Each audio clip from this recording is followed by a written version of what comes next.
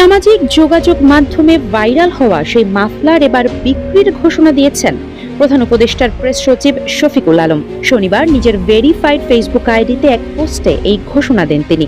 মাফলারটি কত টাকায় বেচতে চান তার দামও জানিয়ে দিয়েছেন। তবে সাধারণ মানুষ আর আওয়ামী লীগ সমর্থকদের মধ্যে আলাদা দাম ধরেছেন। ফেসবুক পোস্টে শফিকুল আলম লিখেছেন, সামাজিক যোগাযোগ মাধ্যমে আলোচিত বারবেরি মাফলারটির আসল দাম ৮৬,৬০০ টাকায় বিক্রি করা হবে। কোনো সহৃদয়বান ব্যক্তি অভয়ারণ্য বাংলাদেশ অ্যানিম্যাল ওয়েলফেয়ার ফাউন্ডেশনে এই টাকা দিয়ে মাফলারটি কিনতে পারবেন। পরিচয় গোপন রেখে আওয়ামী লীগের সমর্থকরাও মাফলারটি কিনতে পারবেন। আর এর জন্য আওয়ামী লীগ সমর্থককে অবশ্য গুনতে হবে $৮৬,৬০০। দুবার ধোয়ার পর ক্রেতাকে মাফলারটি দেওয়া হবে বলেও পোস্টে উল্লেখ করেছেন তিনি। সচিবের মাফলার পরা একটি ছবি সামাজিক যোগাযোগ মাধ্যমে ভাইরাল হয়। কেউ কেউ দাবি করেন মাফলারটি বারবেরি থেকে ৮৬,৬০০ টাকায় কেনা হয়েছে।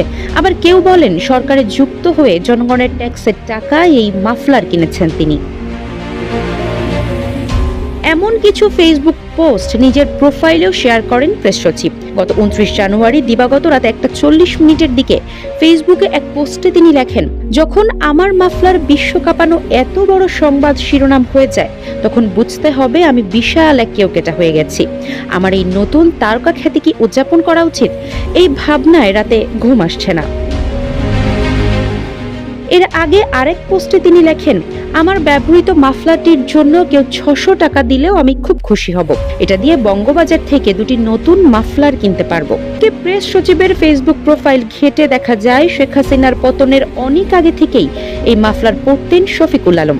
গত বছরের ৩ এপ্রিল মাফলার গলায় কয়েকটি ছবি শেয়ার করে তিনি লিখেছিলেন, রাজনীতিতে যোগ দেওয়ার ঠিক আগ মুহূর্ত, আমি বুয়েটিয়ান না, রাজনীতি করতে আমার কোনো বাধা নেই। আলম তিনি বার্তা সংস্থা এএফপির বাংলাদেশের ব্যুরো প্রধান ছিলেন। শফিকুল আলমকে সরকারের সচিব পদমর্যাদায় চুক্তিভিত্তিক নিয়োগ দেওয়া হয়েছে।